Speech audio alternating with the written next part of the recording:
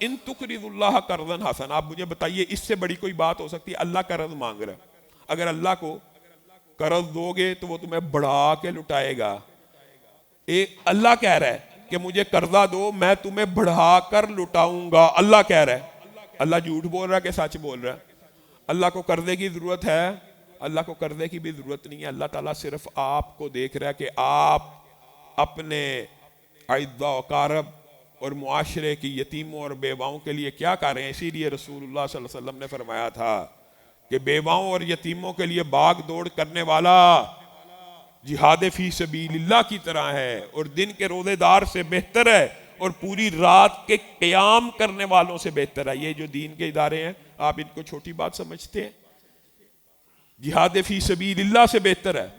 یتیموں کی کفالت، بیواؤں کی کفالت، یہ دین کے ادارے. یہاں پہ مراکز میں یتیم بچے پڑھتے ہیں، یہاں پہ متعدد لوگوں کا رزق حلال لگتا ہے، یہ حفظ کرتے ہیں بچے. ایک بچہ بھی اگر اچھا قاری بن جائے اس کے سینکڑوں شاگرد پیدا ہوتے ہیں، پھر سینکڑوں شاگرد، پھر سینکڑوں شاگرد. صدقہ جاری ہے.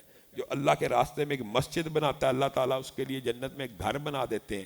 اور یہ بندہ سوچتا ہے یار پوری مسجد تو میں بنا ہی نہیں سکتا.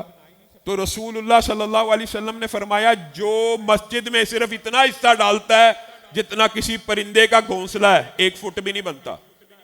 6 انچ لگا لو، 3 انچ کے گھونسلے بھی موجود ہوتے ہیں. ایک مسلح کا جو سائز وہ 8 سکوائر فٹ ہوتا ہے، 2x4 8 سکوائر فٹ. یہ کم از کم ایک مسلح کے اوپر جس کے اوپر انسان نمازی، اس کی قیمت جی 60,000 ہے. 60,000 بھی کسی غریب کے پاس نہیں ہے. وہ کیسے ایک مسلح ہی کی جگہ خریدے؟